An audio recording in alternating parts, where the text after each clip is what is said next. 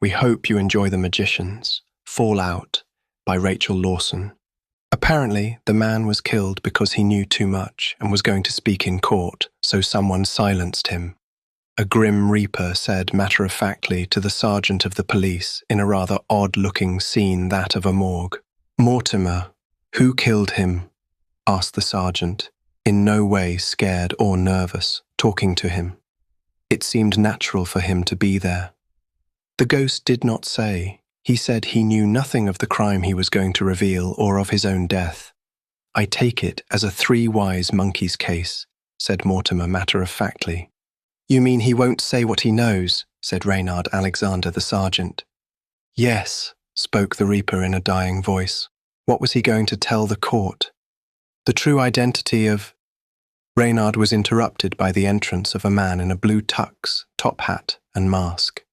He looked nervous. "Lancelot Alexander," scoffed Reynard, who was his grandfather's and mother's uncle. His parents were cousins. "Why are you nervous around our friend Mortimer?" "There must be another reason," snarled the Reaper, who knew Lance was hiding some dark secrets. "This is probably the work of the Necromancer," Mortimer hissed. "I wouldn't know," Lance said, offhandedly. "If it was him, the man deserved it." "I know the Necromancer thinks so," said the Reaper.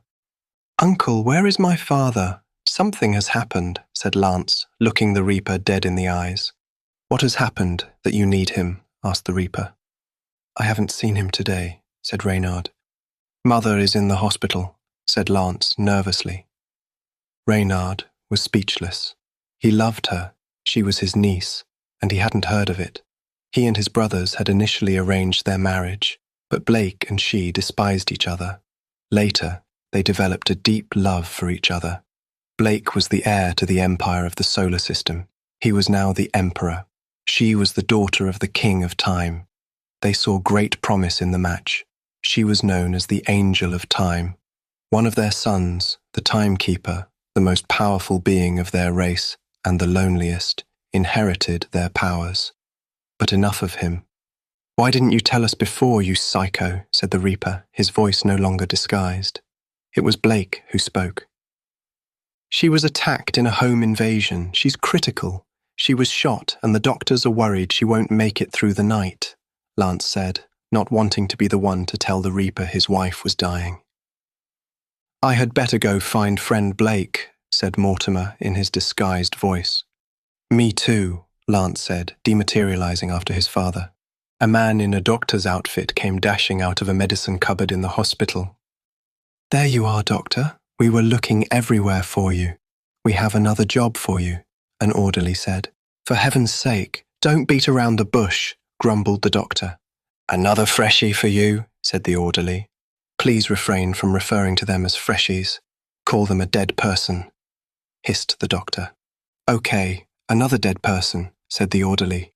"Take me to them," the doctor demanded. "Dr. Death has come to do his job," announced the orderly to the nervous nurse inside the room with the body. "I'm a coroner, not Dr. Death," said the doctor, entering the room. "So sorry," a Reaper said, walking out of the room. The doctor ran to the bedside of the dead person. "Oh my God, no," the doctor said, weeping tears of blue electric fire which crystallized, betraying his inhumanity to his colleagues. "Blue Midnight is Dr. Death," cried the orderly. "Really, Sherlock, how didn't you know?" said Blake. "I was called here by my son because my wife was critical." "I just told him about his wife's death."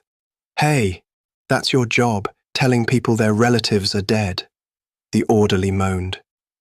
"I'll do you the same favor one day," snarled Blake. "Who killed her?" roared Blake. "We don't know," the nurse said. "I will not rest until she is avenged," screamed Blake. "Now you are talking like me," Lance said, entering the room. Blake embraced the man he despised most in the world, his own son, whom he saw as a monster.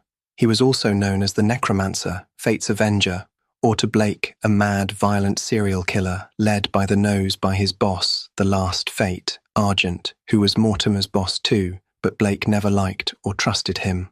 Argent had turned the young, dashing, heroic emperor into the king of the Grim Reapers with nothing to make him trust him. Lance had inherited his father's powers of sorcery and necromancy, just as his long-dead sister had. If he's Blue Midnight, then you are his son, the Enchanter, the nurse said in awe of them. They were alien superheroes to the world. Their darker lives were less well known. I'll help you, said Lance coldly. No one escapes my vengeance. For God's sake, stop boasting, you psycho. Your mother lies freshly murdered, Blake snapped. Stop fighting, you two. Enter the vortex. I need you, a crying voice shouted from a swirling vortex. They walked into it, and a man in tears greeted them. Blake hugged him. Son, said Blake, crying. I can't help save Mum, but we can avenge her, said the man. In the past, I saw him. In the pool of time, said Lance. Come, said the man, leading them to a glowing pool of water with the attack repeating in it. They heard him speak as he shot her. A life for a life, he said, and he shot her, and it repeated. Is this him? Asked Blake, seeing a man he knew. Yes, you met him, the dead stool pigeon, said the man. Him? Then maybe I did murder him after all, Lance said. Was he blackmailing Lance? Blake asked. No, Dad is being blackmailed, or will be, when you go back, said the man. Why? Blake asked. He finds out you are Mortimer, and he wants you sent to prison as a murderer, said the man. I didn't kill anyone, said Blake. Mortimer took his wife, the man said. She died. I took her for processing, said Blake. He doesn't see it that way, said the man. How did she die? Lance asked. You killed her, Lance, Blake lied. Lance felt terrible, thinking he had caused his own mother's death. She was in a car accident, said Blake seriously. Lance scowled. How did he die? Lance asked.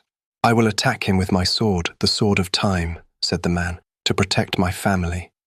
Tempus, the Timekeeper, you never leave the tunnels of time for any reason, let alone to murder a man, Lance said, shocked. I saw it so that it will happen, Tempus said. No wonder the killer of your mum's ghost is refusing to talk, Blake said. He doesn't want to help or antagonize us more. Is there any chance of saving Mum? Asked Lance. No, but she will be avenged, Tempus said. When are we going to? Blake asked.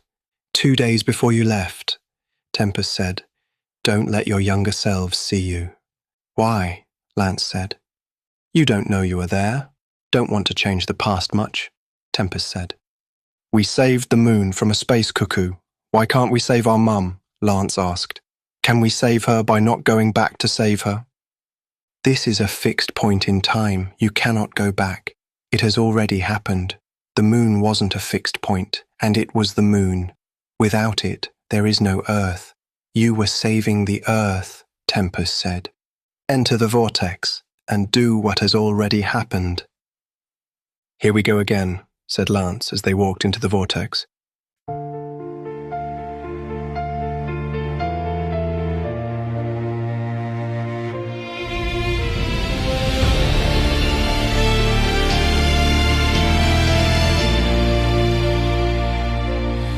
Nevermore shall I see your face in this world. I am lost and alone. I miss your smile.